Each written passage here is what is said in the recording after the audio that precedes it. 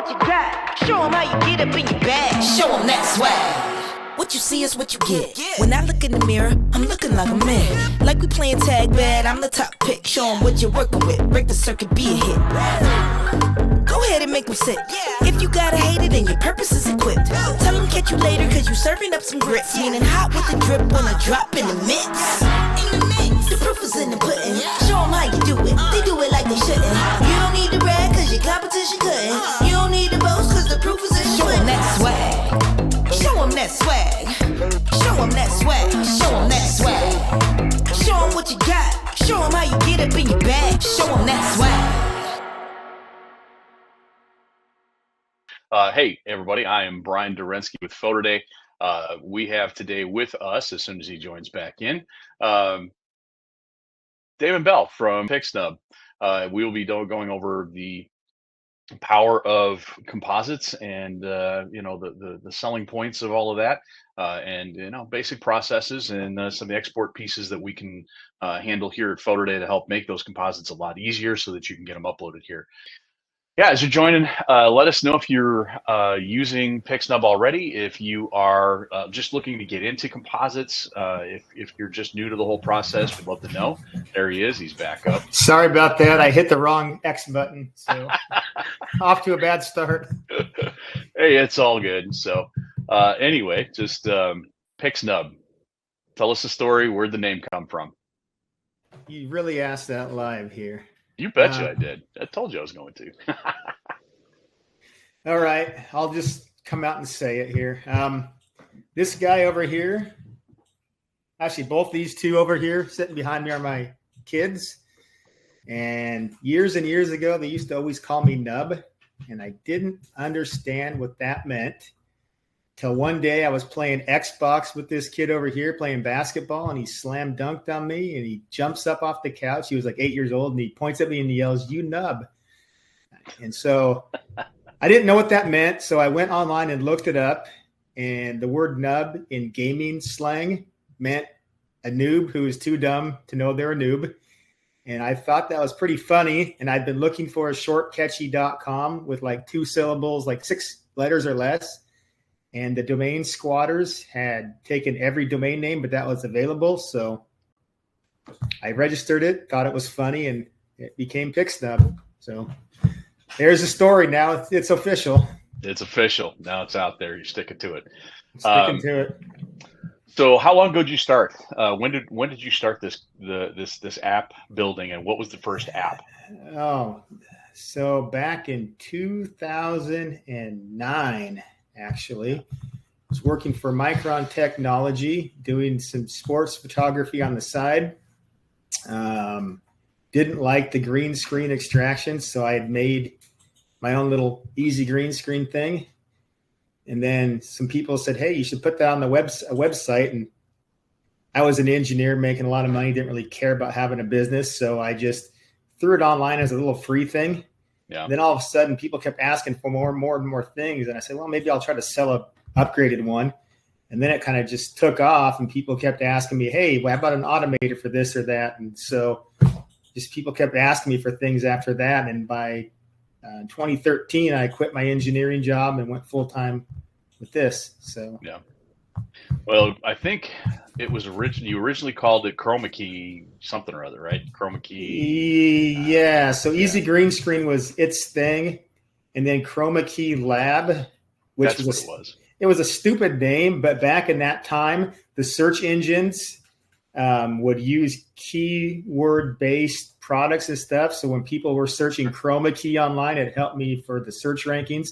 That was before the AI engines got smart enough to be able to rank things. So that was the only reason I called it that. But it would do the green screen extraction and build the composites together. Yep. I since separated that because people were using their own extraction methods. Some were using green screen, some weren't. Usually the extractions needed touched up sometimes anyway. So it ended up just separating, which I think's worked a lot better anyway. So then it was named Sports Photo Automation just because that seemed to make sense. SPA, it's a short little acronym. Yeah. So yeah, that became SPA, and then Easy Team Build and everything else just kind of happened along the way? Okay, well, I guess we're going to talk basically about sports photo automation and Automator and Team Builder today. So this is kind of an intro to people, as well as, they can get a chance to ask some questions here in the chat. If you have questions, please use the Q&A portion. If you've got some comments, just throw them in the chat area. Looks like you've got a lot of followers and a lot of fans here that you've changed and basically transformed businesses. I mean, I was doing all this by hand until I ran into you and your easy composites and all of that. And so, it made doing it a lot easier. So let's show them. Let's show those that don't know how to go about it. So we're going to go through some demo. Go ahead and share your screen, and you can go ahead and take over.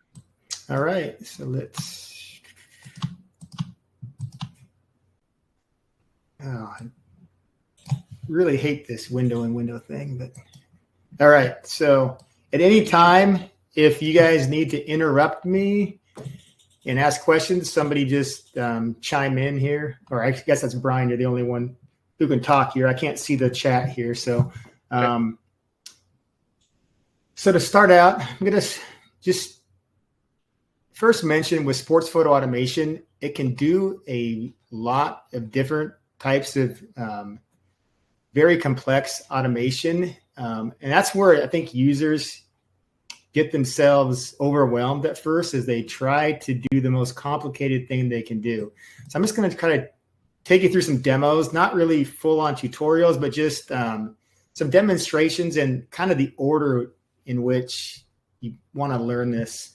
So the first thing is I highly recommend not starting out with any data until you learn how the system works. And in fact, I recommend not even starting out with a layered template. Just learn how to build a basic composite, just a layer, and then putting the player in it as your first thing to try. And then once you understand that part, then you can start building on that. And it's really quick and easy to learn. So for this demo, I've just got a single layer background. And the only thing we need to do to get this to run with SPA is create a template from this background. Now, you can use any of your own graphics. You don't have to use Pixnub graphics, but you do need to set that design up and save it as a PSD template to work with the sports photo automation. So under the template setup button, there's this top section called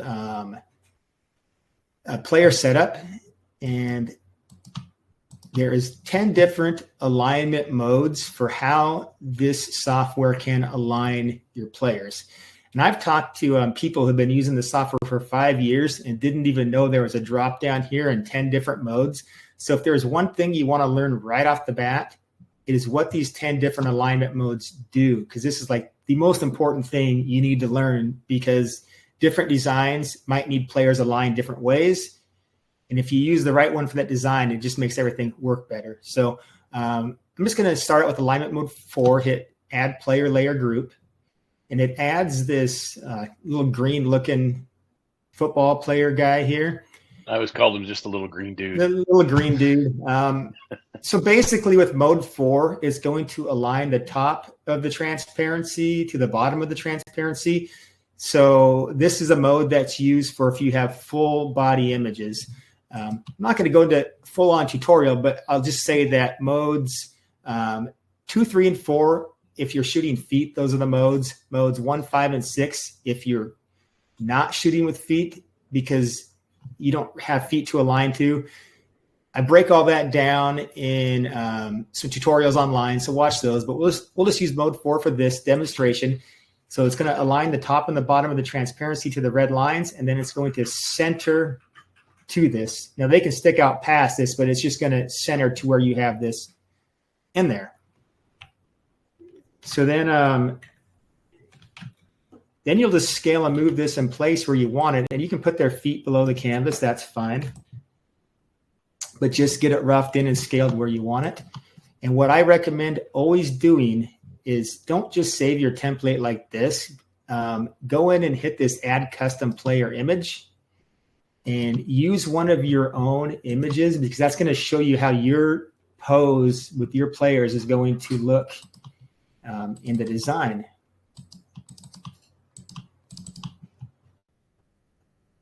So then once you got your player in there, you can just scale them where you want, just like somewhere in here. Good enough for this demo, I suppose. And then as far as this red alignment mark, I mean, you can hide that if you don't want to look at it. It really doesn't matter. When it runs, it'll hide, but just don't delete that layer. Leave it in there. And so once you get to this point, this is all you have to do for your template setup. So in this case, we have a single layer background, and we've got this little folder with our player layers. And then save this as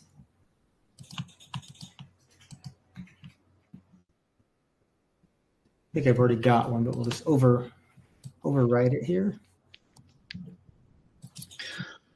So really all you need to get started is Photoshop, the plugins, and a folder full of extracted images. That's it.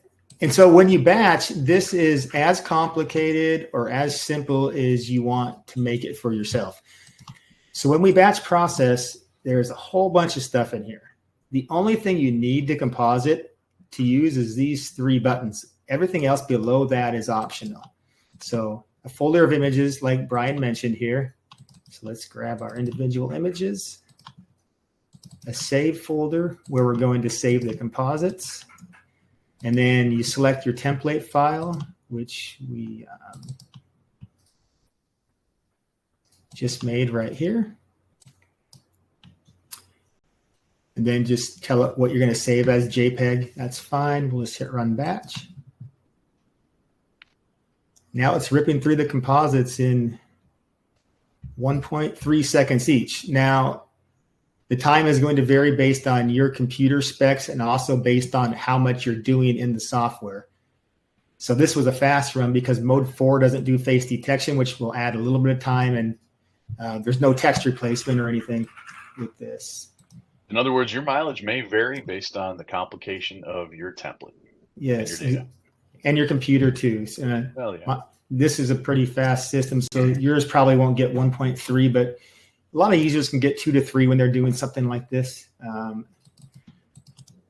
Time is money. Let's see. How come I don't see? There we go. I'm blind here. So you can see our finished composites. And overall, it's kept the body centered in them and pretty consistent. There's different modes. This mode that we use doesn't align the face in a specific spot. This centers the body, so it keeps equal gaps. There are modes where you can specify exactly where the face goes. But I think one of my other demos, I show that here. But that is basically it for how to get started. So one of the little things I think is helpful is to talk about with our platform, the cropping aspect. Most of the time, what I have found for me is that the 4:5 ratio for composites is the best because when you bring that into a 5:7, it crops from left to right in just a little bit from the edges, and you've got a great little plugin. Yeah, called what is it? Guides. It used to be called. I mean, you changed the name on it. So no, I know that one never changed. It's ratio guides. Yeah, ratio guides. So throw that in there and let's show them where this crops. So the idea is you don't want to have to make parents crop things or try to zoom in and out. That's going to crop to a 5:7 right there. So that'll fit just fine. So when you are setting your player layer, I would put those guides in there to start with, so that when you set that scale up, I usually find a really wide stance on whatever player I've got. And I'll make those guides where they need to go, and then I throw my sample player in there, and I will shrink them just to fit and just a little extra.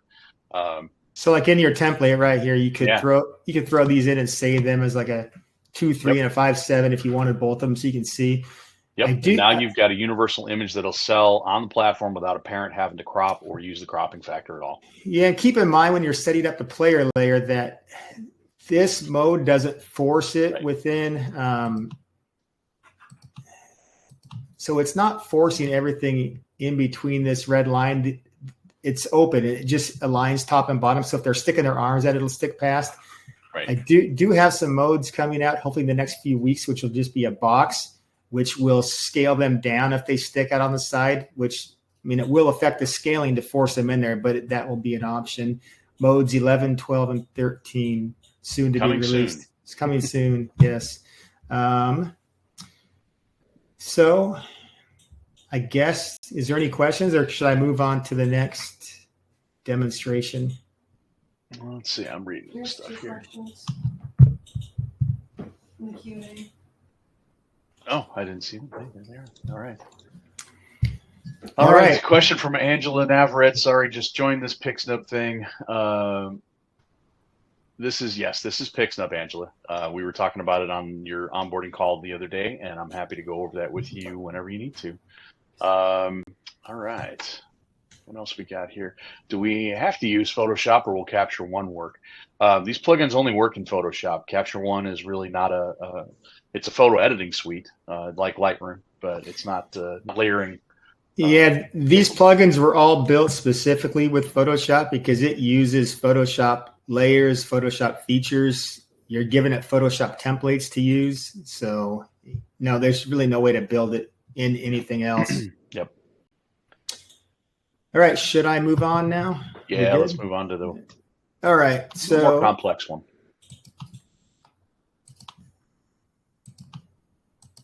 All right. Let's delete these so we can start fresh with our saves. Let's see here.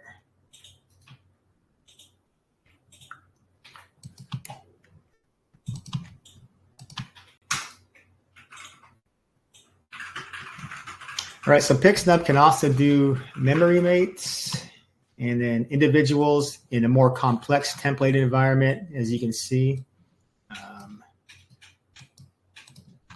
with all of our template layers here.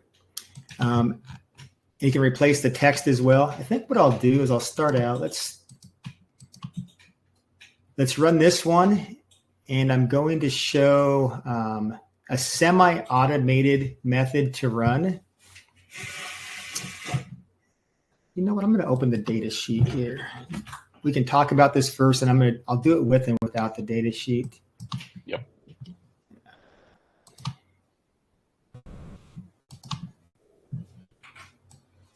And for those of you who don't know anything about data yet or what you need, really this is your roster from your league or your school or whatever. This data is provided to you, usually a first name and a last name and a team at the very least. So those are kind of the main things you need. Okay, so in the data sheet for this run, you've got the first column is your player images, and then you've got, these are text layers, first name, last name, name.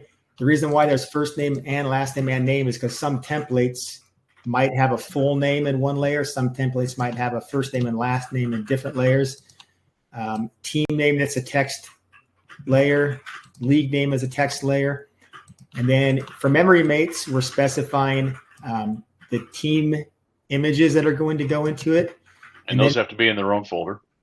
Yeah, we'll show that when we get there. And then the template file, this is where you can run different templates in a single batch. So you can batch a whole league, or what you could even do if you wanted to run multiple templates for the same player, you can duplicate each image as many times as you want and run them as many times as you want. And each row is equivalent to one composite.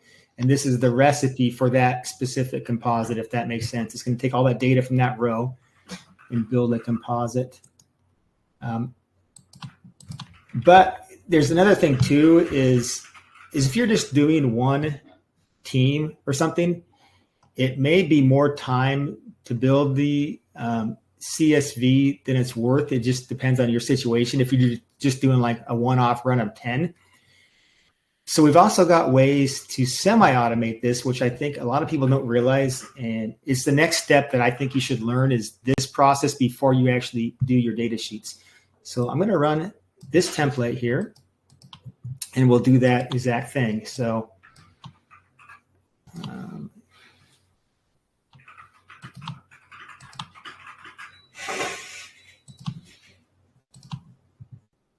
let's see. Let's do the basketball team, I guess.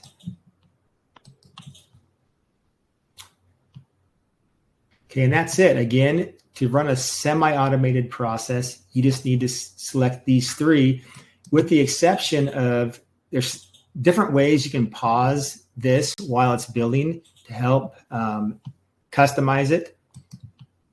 So we've got pause to scale player, pause on finished image. Usually you would not use both of these at the same time, but I'm just going to demonstrate both of these.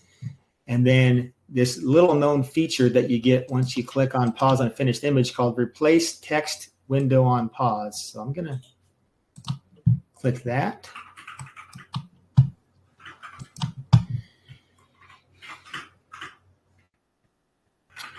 All right, so what this has done is it's put the player in now, but it's stopping for me to move or scale the image into place. And one of the biggest things that I see in the forums is, oh, I don't want to use Pixnub because I want complete control of my design. So they build them by hand. Well, this is still, if you want that control, you have it. You can use that pause button and put the player wherever you want and completely control the positioning and the scale. As soon as you hit accept, now because I use that pause on text input window, which is one of the three pause steps I used, it's bringing up this window and it's matching these layer names to your data sheet. So you could go in and put the information in here. And in this case, we have the player named in the file name. It pulls up the file name just in case that's helpful to get their name.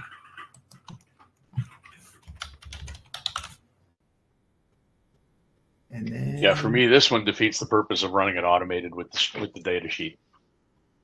Yeah, I mean, if you got a one-off team, it may be worth it. But if you're running a league, you would never do this. But so hit replace text, and this is going to run through all the text replacement the same as it would if you had a data sheet. It's also going to do any automatic text scaling as well. And so now we're paused once again, because remember I hit 3 pauses. You have that last pause that says pause on finished image, where you could go in and do whatever you want in Photoshop.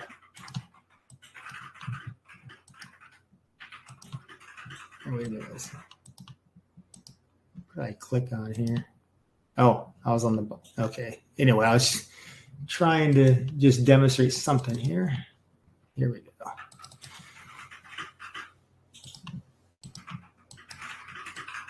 So you could go into Photoshop and change whatever you want in the design per player as you see fit. I just changed the fog color. It really doesn't matter. It just pauses for you to do full editing in Photoshop. So you hit continue, it saves it, brings in the next image. If you're happy with the scaling, you hit go. It's remembered your team name. So now you just put in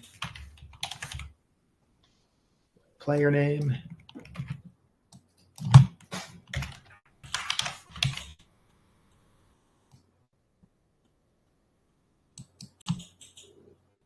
Now it's paused so we can edit again. So you can see, even if you like full manual control, this is still much, much faster. You could rip through these in just, 15, 20 seconds each. I'll just use the same name just to do it. So that's the next step I would do when you're trying to learn how to do this before you get into data sheets. So we'll stop the batch here. Oh, got to accept it. Yeah. Now we'll stop it. Okay, so to recap, before you start even thinking about doing data sheets, go in there and do the single layer. Make sure you understand what your different alignment modes do.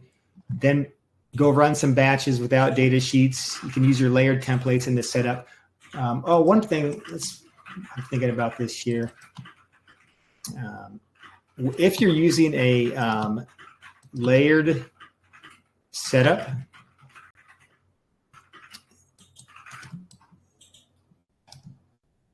think in this case I was using player mode 3.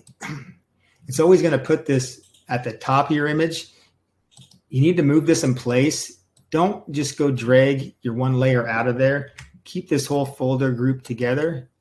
And wherever that goes in your template, just move that whole folder group into that spot. So in this case, it's behind the text.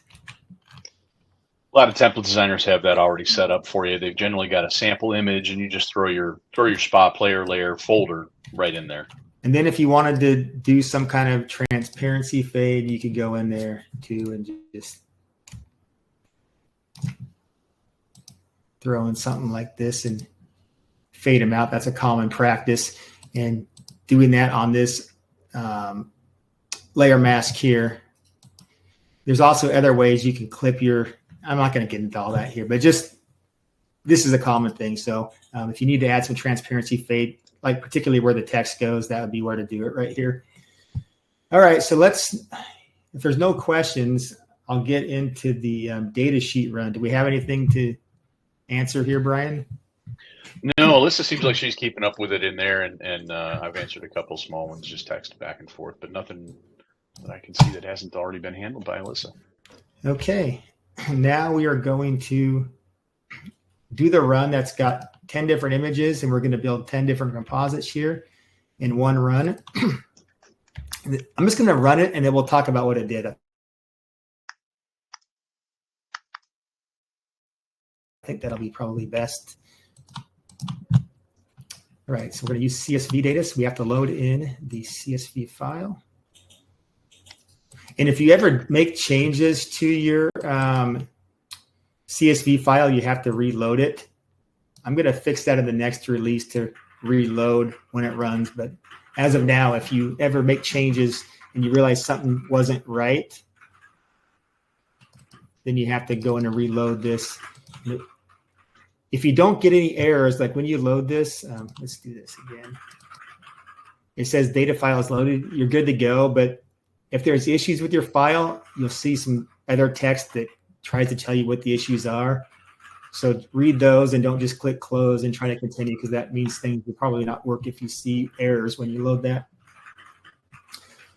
So templates in CSV. So if you are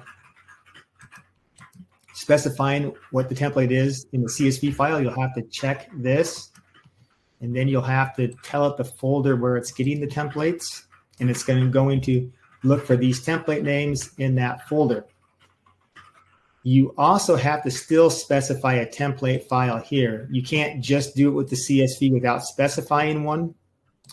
Kind of like a default. Yeah, it's your default. So if you are missing any here, it'll use that. Or if it can't find one of these names, it'll use that. So if you want to run the default on 1,000 images and you only have 2 or 3 that you want to run differently, you can leave that blank for everything that uses the default and just enter in what's different. It's up to you how you manage that. Catherine, that's where you're running your multiple backgrounds. Okay, so now we're doing memory mates, and there's 2 options for memory mates. You could just select the team image file if you're running one batch that has the same team for all the images. However, if you're doing multiple teams like Aspire and Trojans, for example, you need 2 different team images. You have to use a CSV for that.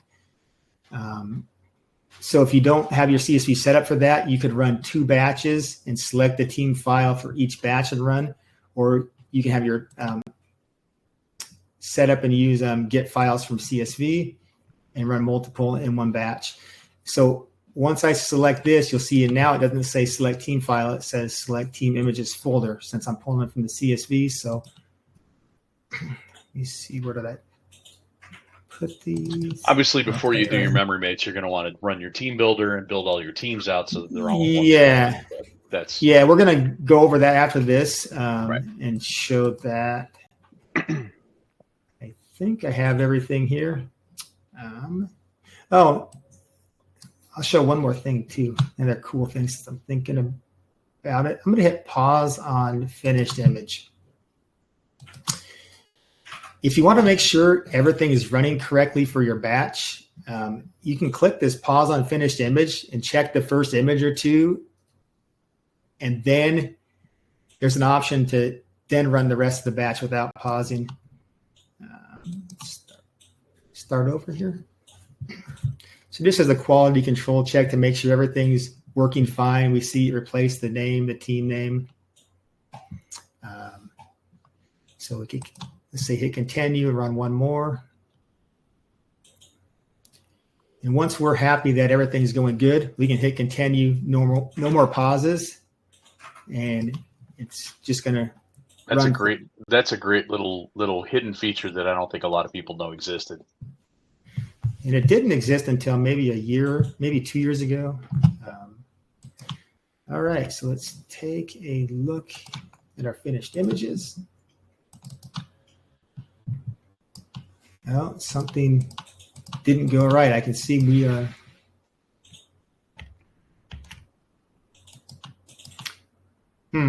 I went right last night when I tested. Okay, well, it gives me an opportunity to show something else. So in your batch processing, if something doesn't work right, there's this run in diagnostics mode button, which should tell us if anything didn't go right, if I couldn't find something, because I had more images in there. I probably got moving files around or something, and something got out of place.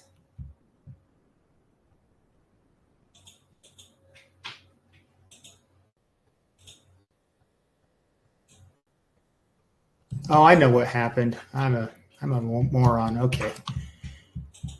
I didn't reselect I think I had the wrong folder selected. Okay. Let's try this again. That's what happened. I had the Trojans folder selected instead of the folder that had the combined images. If I had a nickel for every time I did that, I could buy myself a coffee at Starbucks. Yeah. Okay, it looks like it's pulling from the right folder now. I should just have 6 images in this folder, I think. Oh, yeah, I forgot. I did something else cool in that CSV that I forgot to even mention. We'll talk about it. Adding a little sparkle at the end there, aren't you? Yeah, I honestly forgot that I did. I made these at like 2:30 in the morning last night. We got ready for this, so I kind of forgot all what I had done. But I noticed when it was building it. So you can see now it's using a different template based on our CSV. So you could run your whole entire league. You could run different sports. It really doesn't matter. So 10 images in 4 seconds an image. You remember I said that time is dependent on the complexity of your design. That first run we did was like 1.3 seconds. We're at 4.7. That's because we were changing text, adding in teams. And these templates were doing face detection where that very first run wasn't. So that's why when people ask in the group, how long does it take per image? It's like, that's such a subjective question because it depends on what the user is doing. All right. So if you notice now, this template colors look different than the default template. And that is because there's also another, I wouldn't say hidden gem, but something that a lot of users don't use because it's more complicated. Like I say, you can make this as complicated or as easy as you want. So in this example, I had specific Photoshop actions to change the color in the template per team, which is something you'll have to set up. The other way people do it is they will go manually edit their template and then run one team at a time with that template. So if you're doing a huge league, it could be worth your time to make an action to do that. And you can see that different templates, same run. But so how this action works is, let's just pull up our batch process. And there's 2 ways to run actions. You can select this run post action and select an action from your set of actions, which will run on every single template. But if you want to run different actions per template, you can also do that in a CSV. And so post action 1, you can do up to 5 of them. So it'd be post action 2, 3, 4, 5. But it's broken out into two sections. Your action set, and then the action name separated by whatever that key is called above your enter key. If you hit shift, that's straight up and down. So no spaces in between. So it's, in this case, it's looking for this action set called glitter and lights template. And it's looking for an action called Trojan and Aspire. And let's actually open this template here. And it's basically these actions are just selecting each layer or text, and it's editing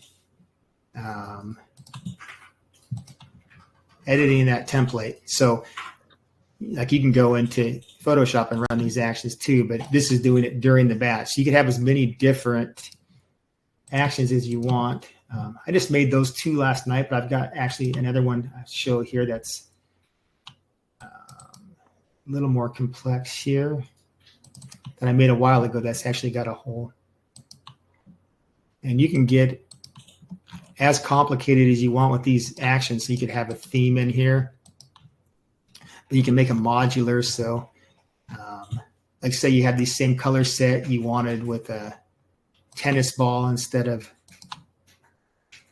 or a basketball instead of a volleyball.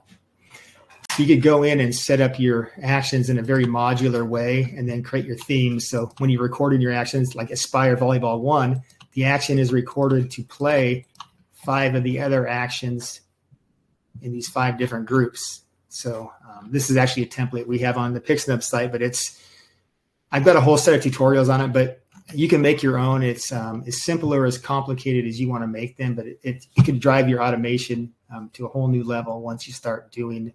And as Dave just said, it's great for running and adding shadows and reflections to feet.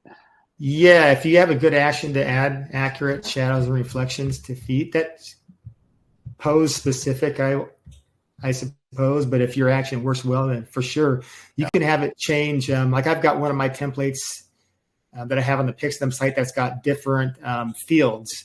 So you could have it replace a football field with a soccer field or a baseball field in the background. Right. And also, not even actually, I don't have a template open to do that. There's also another thing that's more recent for template automation that I've never even made a video on. So I'm going to show that. Let's see. Let's say, for instance, you have a different floor you wanted to use. A generative field, you can tell I was touching that up, but I don't know. Let's just.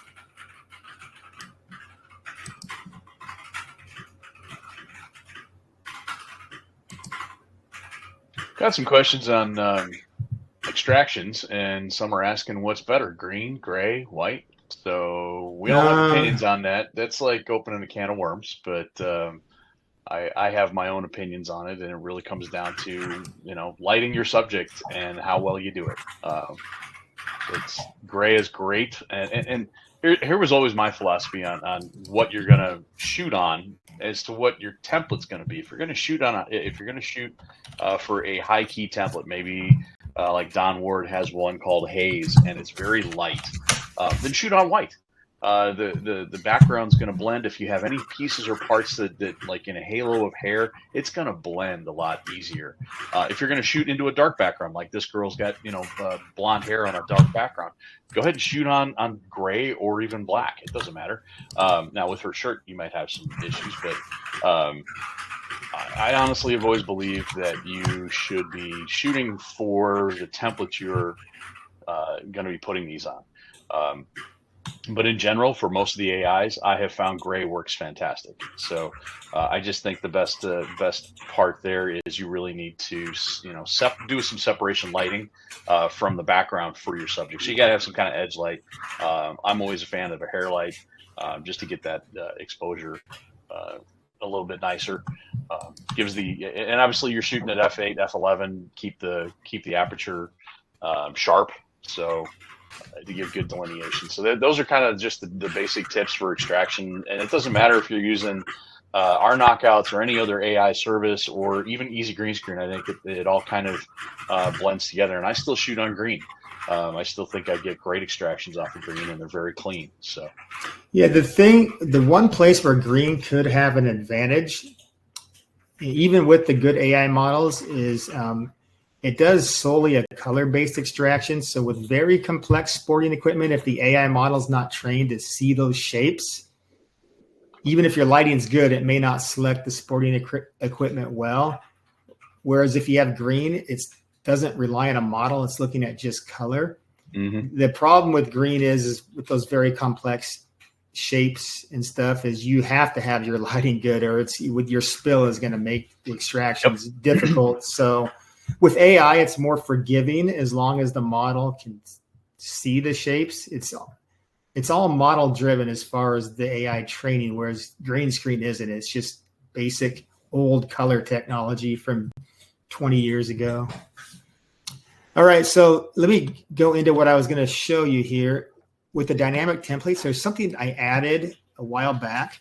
If making actions is too complicated for you, but you want to have, you could have maybe different color layers that you want to use, a red layer, a blue layer, a green layer, or in this case, I want to have floor 1 or floor 2. You can save your template with a default floor in this example and have the different flooring options. And in your template, if you put in show layer 1, and then you could put in, for example, the layer name, floor. Oh, I can't type to save my life. Oh my gosh. How did I ever become a computer programmer? Did you go to the Brian Derenski school of typing? Oh my gosh, it's terrible. Well, I'm trying to, yeah, anyway. Yeah, it's got to match the layer. All right, so in this case, let's say these two players needed a different floor, or it could be a grass field or whatever. It doesn't really matter. It's going to find this layer name and it's going to show that layer. So if it gets to the image where floor 2 needs shown, it's going to go in there and show that layer based on your CSV. And you can have up to 5 of these. And you can also have a hide layer. So you can have hide layer 1. And so if you needed to hide some layers as part of the design, you could do that. So basically turning on and off the layer. Yeah, and so that's a way where you could really customize your templates without having actions. Now, if you're going to do multiple colors, like for instance, we have this gradient to apply to this bokeh in the background, you'd have to have a separate layer for every single one you wanted to do, and keep those hidden and just show the one you want. So your template would end up with a lot more layers, but you wouldn't have to go in and make these actions, which are, complicated for some people. But if you want to make the actions, then you can get away with less layers, because your action can use that same layer and go in and just edit this gradient fill, for example, which is what this actually does for one of the steps, is that action goes in and edits that.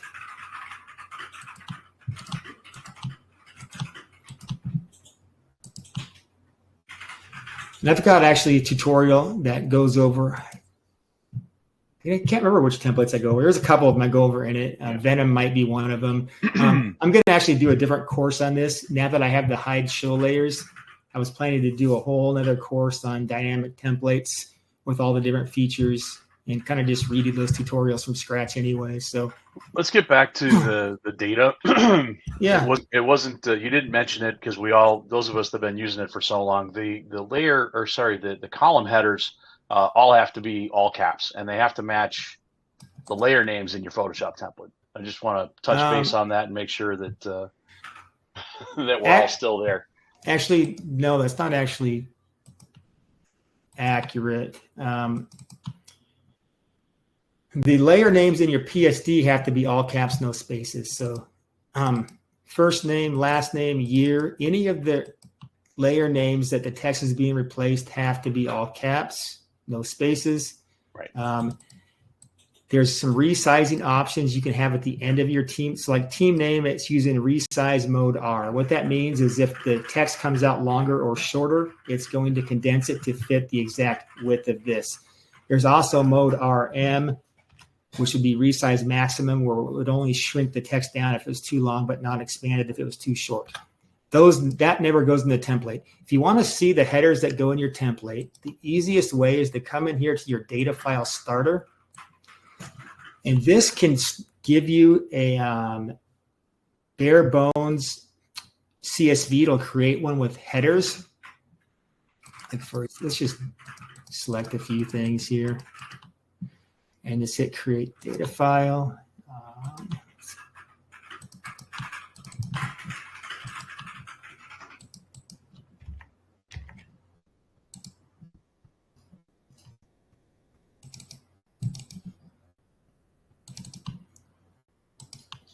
So if you run that data file starter, it's going to pull all the image names from your folder in a column, and it's going to give you the layer names. And so as you see here, these are not all caps, no spaces. The only ones it does that for is the layer name, just so that visually it matches. But what the program is actually going to do is if you typed in first name like that, this is still actually going to work as long as your PSD is set up all caps, no spaces. Because when SPA runs, it's going to remove spaces on these headers and convert these to all caps internally. So this will be the exact same as if it was first name in your temp or in your CSV. But what does have to be all caps, no spaces is the layer names. And the reason why is because Photoshop is very particular if you tell it to select a layer by name. So if I tell it to select first name underscore, but it's all caps in the PSD template, Photoshop won't select it. So when we're commanding it what layers to select, it is case sensitive and space sensitive. So because of that, I'm forcing all of these layer names to be all caps. Does that make sense, Brian? Yep. It's just changed over the years, and those of us that have developed that habit and that muscle memory of just making it all match, Yeah, but if you want to know what your valid headers you have available are, if you just go into here, you don't have to hit create data file. If you've already got a data sheet and you just want to see what the actual header names are, this is broken out to very easily see. So here's your text layer headers. These are the only text layer names you can use. You can't just make up your own text layer name. You have to use from this pool of names. These are the only ones that we'll use to replace text. And then these are your other, like your file headers for your team and player files, template files, and then dynamic headers. These are what we talked about with the post actions and the That's a great little reference because I hate to tell you, but I have your data tutorial bookmarked. I just go click, scroll down. There it is. that works too. The only ones that this doesn't show is post action 3, 4, 5. You can actually do up to 5 post actions and 3 pre actions, but I didn't feel like putting more. Usually people just use 1 or 2. So honestly, if anybody's going to get into this data, I really recommend you go to the Pixnub website and go to tutorials and then click on the data set tutorial and read from top to bottom like 10 times. Just do it because that's going to answer like 99.9% of your problems that you're going to have with data or questions you're going to have about how it works. I get these all the time. I get these questions in a bunch of the different the groups. I literally go back to this and go, yep, I don't remember exactly what the wording is here, so I'm going to go look at it. So I just go down here to the CSV file setup. I view the tutorial, and then I scroll down and I'll look for all the pieces and parts that I need. So there's an awful lot in here. So this goes over everything with your CSVs. Yep. One thing I do recommend too is in here, go to this alignment modes one, because this is the one that seasoned users that have been using this for years, still a lot of them don't even understand. They're still using mode 1 for everything, which is not the best mode. The only reason mode 1 was default is because some people may crop their images shin up, some may crop them thigh up, some may have full body. And if you use like mode 4, where it's going to align the bottom of the transparency, if your images are cropped waist versus feet, that's going to make the one scale much bigger if it's got to expand it so the waist meets that bottom line. So like mode 1 scales to the face. That's why it's the first mode. It's just going to put the face in the box, scale to that, and then the feet end up wherever they end up. Small toddlers are like bobbleheads. Their head to body size ratio is much different than adults. So their feet will be much higher in the frame, and adults' feet will end up much lower based on the head being scaled to there. So if you have feet, and if you're going to do composites, it's probably always better just to use feet because it just gives you more to work with when you are designing that. I'm going to answer a question from Mike Regas. Mike, yeah, images are your inventory, what you're selling here. So I don't have any data necessarily on how, number of different images based on, sales, what number is better. I tend to not, my personal opinion is I tend to not overdo the number of templates. I choose posing or different looks for my composites. So there may be a 3/4 body, there may be a horizontal, I may be zoomed in tighter or not, different looks, different poses versus different templates. I don't like to give them that many choices. There are others out there that'll do 6-8 different templates for looks, and that's all possible here through the Pixnub Sports Photo Automator, but don't necessarily have any like data on it. It'd be interesting if we could pull some of that. I might have to ask our data guy, Daryl, and see if he's got any numbers on it. If anyone's never heard of I don't know what they call it, the Costco theory or whatever, where they found they had better sales by only giving you a couple choices. Yeah. Because people's brain went into gridlock when they had too many choices and then they didn't buy anything. So right, it's called decision paralysis, and I find that too many choices makes it a little more complicated. But before we jump into Team Builder, I want to do two things. You know what? Let's go ahead and do Team Builder. I'm gonna wrap this up at the end here. I'm gonna switch how we're doing this. Let's go ahead and run Team Builder, because now that you've talked about data, and then I'm gonna talk about how PhotoDay's private gallery process works with how we've got a composite data export and how to manage some of that data and how that's going to make the composite building a lot easier right out of our platform. All right, go ahead and build out your teams. Yeah, so let's all right, so the first thing before you build a team is you have to have an idea of how the team is going to go into the memory mate if you're doing memory mates. So just don't blindly build teams to any size or aspect ratio. How sports photo automation works when it puts the team in, it's going to put the team into a specific location with a specific size that you define in the template. So how I design my templates is I put a border around it, this red border with transparency, and then kind of an outline of where the team goes. So it gives you a visual representation and a size to build your team to. Now, if you're building your own, you're going to have to figure that out on your own, or if you're buying somebody else's template, you're going to have to figure that part out. So before I actually build the team, I just want to show this part because this is highly important here. So in sports photo automation, to set up your memory mate, it's the same as setting up your player. Usually you just use team alignment mode 1. If you want to see mode 1 versus 2, just go on the website and see what the differences are there. But usually mode 1. And then before you actually hit add group, you're going to have to set the size of that. And for this template, I'm just using 4800 by 2400. So it's going to be a 2-to-1 ratio. If you have multi-row teams, so it's not a panoramic team layout, you're going to have to use something different, obviously. So then it's going to give you a box where you will scale and move into place.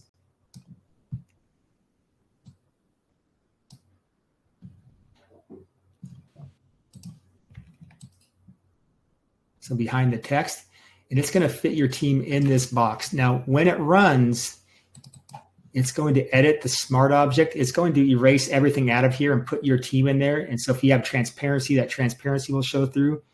If you want to see that in your template, you could just simply uncheck this. You could put in a sample image too if you want, whatever you want to do here. But at the very least, just something like this, so you can see the box where it's going to go and how your team's going to fit in there. Once you have that determined, then you go into Easy Team Builder and design your teams. So we'll make that file match. So we'll go 4800 by 2400. Make sure we're on sRGB. Oops, I did obviously had a typo somewhere. What the heck? That's okay. We can fix this. All right. Well, whatever. We got it. So with Easy Team Builder, you need to have a layer called Easy Team. And this is the layer where it knows where to put your team, because it can build a team into a layered template, which usually you only want to do that if you're doing a team only image. For memory mates, you never want to do that. You just want to build your team by themselves and then let SPA import it. But so we just need this layer called Easy Team. We'll leave it transparent because we know that we don't want a background in this. Then once we have this, we're ready to go with the Easy Team Builder. And the only thing you need to do to run is just select your folder of images.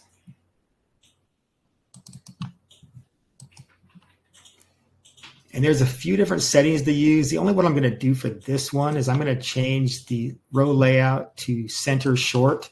There's by default, it's center tall, so to put the tallest in the center. But I know for that layout that I did with the individual in the middle, I want the taller athletes on the edge and the shorter ones in the middle. It's up to you. And then there's some spacing and scaling and everything for how it lays it out. You can view that information on the website because that would take too long to go over all that. But before you run, it's going to bring you up where you can specify how many players per row, and you can build up to 12 rows, and it knows how many images are in the folder. You can change this. If you try to run it with the wrong numbers, it's going to tell you you don't have all the images assigned to rows. So you can set those up however you like, but in this case, we're doing a one row, so I'll just hit 11. It's pretty much it. It's going to open each image, do face detection, find the edges of your image. These are cropped in close. They don't really have to be. And in fact, cropping can mess it up if you don't know what you're doing. So I suggest not cropping for the most part. So sometimes with Easy Team Builder, you'll have to go in and change things around. So you've got, well, we've got one folder called row 1. If we had multiple rows, we'd have row 2, 3, 4, etc. for each row. And you've got the players in individual layers. If you want to move images around, make sure in your move tool you have the auto select on. That way you don't have to find the layer. You can just click and drag. You can hold the shift key to keep them on the same plane and rearrange as you see fit. You can also move the entire, nope, I got my auto select on. Undo that if you're selecting a row. You can move the whole row. You can scale the whole row. Speaking of which, since I'm scaling here, I'll recommend something else. If you think you might have to scale up, it's always best to build these larger than you need so you downsize into your memory mate. I was just going to say that. But if you think you're going to have to scale them up, just be careful because it doesn't bring them over as smart objects by default. So if you, for example,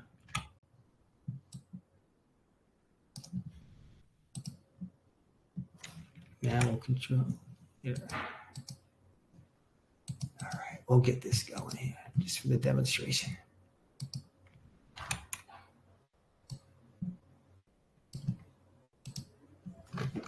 Now you see I scaled down and up, and you see how terrible the quality is. That's because it's destructively applied scaling when it brought them in. It downsized them to fit the template. So you don't generally want to really scale too much after you've built the team unless you use this Smart Objects button. If you do this, it's going to bring these in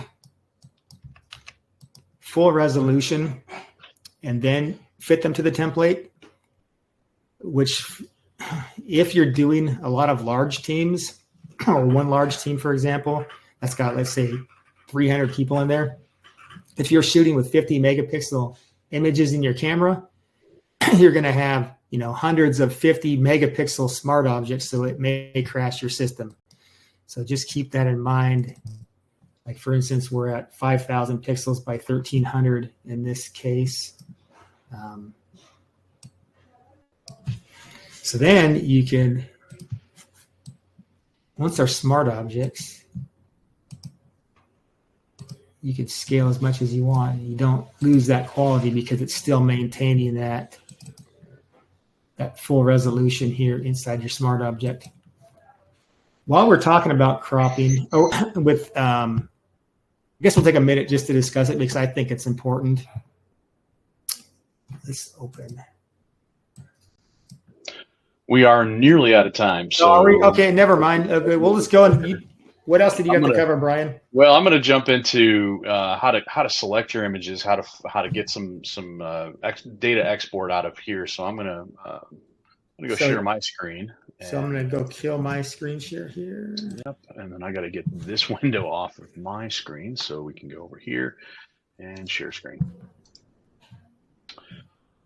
Yeah. So, all right. I do have a window open for this, and that's got to go back here. All right, cool. So I have done in here, I've gone in and this is just pre-done composites I did. This is like 2022. Anyway, I have selected a bunch of these already, and I have them set up with reference images. I've already matched them. So when you guys upload your images here using our PhotoDay capture app and the private gallery, this is what this is. You're going to upload your roster data. You're going to have at least a first name and a last name to do this, but any other data you can collect is great. We're really going to want to make sure you have at least a team, so you can end up building out your teams. This little feature here is where we're going to go to help you with this team building thing. I just basically come into each player and I can select this first, and honestly, I do this in my shoots. My first shot is generally the team pose. That makes it so much faster for me to do this. I can just come in here and just click and highlight that star pose. Now, when I come in here to do an export, so now I've got my images in here, and let's just say this is prior to compositing. Obviously, I've done this already with my composites, but let's just say prior to compositing, I've just got some random green screen or even PNGs in here, and I just need the data out of this now that I know who goes to what. So I'm going to come into the services here, and I'm going to do a team selection. I'm going to select subjects. I'm going to filter by ones that already have a reference photo just for speed, and then I'm going to group them by team so that they're all in a list together. I'm going to hit confirm. I'm going to select the export type. For this particular use, I'm going to suggest you use the subject data export because at the end of this particular spreadsheet, there is a feature photo column. So that little star rated piece is going to show up, that star rated image is going to show up in that end piece. So we'll just do this really quick. I'm going to go to subject data and hit the export, and then we'll pull that out of there and download. Oops, there it is. Come on, there we go. All right, so that is here, and now it's open. So these are just the players, but as you can see, all their file names are in one column here, except for all the way out here at the end is that featured photo column. So if you spread this out a little bit, you'll see the featured photo is here. So now when you're creating your data, you now have the individual images that are for the team. You now have the teams at which they go to. Obviously, I had a 10U kid in here, but and their names are all still related to those images. So you've got some data that you can now put into the spreadsheet to run for your sports photo automation team builder. That is a handy thing. But we also have a single. Once you upload your images here, you've got the data composite data export, which I'm going to go ahead in here and select subjects. I'm going to select everyone with a reference photo and group by team again. That's just easier. And then I'm going to select the composite data export. Here's the difference between these two. The subject data keeps all the kids' data in one row. So all your file, you've got a photo file name, and it's just all the photo file names that go with that kid are in one cell in a row, or in a column, excuse me. Composite data export reverses or focuses more on the image file name getting its own row, and then relating all the data individually. So all the student data or subject data is going to be repeated, but each image is going to be in its own row, and that's how you'll be able to run Sports Photo Automator right out of this. So obviously you can choose CSV file here, and we'll hit start export, and then composite data is right here, and you'll see the difference here in a second. Should open it right up. So now every kid's image is in its own. Now, obviously I have team photos in here as well, but every individual image file name is in its own row and related back to the same data. So that's why he's got 12 images or 15 images in here. And so now you've got a way to do the photos. You can just change this, copy this over to the front, or you can copy it into a Sports Photo Automator sheet that you've already created in Sports Photo Automator using the template piece here. Let's see, where is it? Sports Photo Automator, and then data file starter. So now you want first name and last name. Great. You can, and then you just create your data set. You can copy it in and out. You just copy that data right out and into this particular spreadsheet when you create it. So that's a great way to do it. That's how I've been doing it here at PhotoDay for like 6 years now. So this ties everything together. And if you need support with that, please reach out to us here. I can help you with that. Exports are easy for us to explain. And honestly, we've also have, and I want to touch on this as well, we have a knockout service here. So you can just upload your images, green screen, gray screen, whatever. It doesn't matter what background they're in. Our knockout system will go ahead and take them out, take the backgrounds out, and then you can either move them directly to your gallery, or you can download them directly to your computer, and then you can run Sports Photo Automator on them and create your own composites. So that is a system right here under services, under post-processing. You can create a post-processing job here and do knockouts. If you're shooting on green, go ahead and hit that green spill correction, and then you got to name it. The extraction is just a 10-cent per image fee.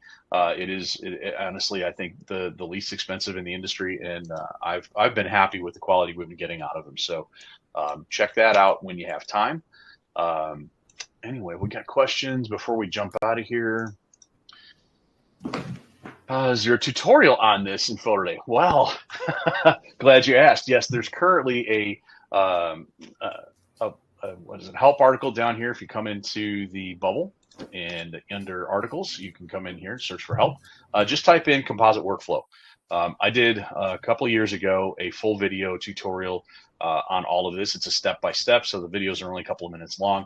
I'm in the process of redoing them to update them to today's current versions of everything. So that'll be updated eventually here. But yes, there is a workflow there. Let's see, we've got an easy team question. Let's see, did Alyssa get that?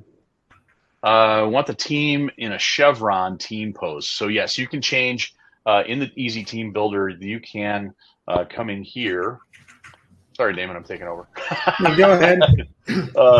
So yeah, in here you can do layouts, rows by height, center tall or center short. If you do center short, that's going to give you the V starting at the front and then making all the taller ones go back. I prefer that. I hate to make short people shorter than they already are by starting with the tallest person and then going back.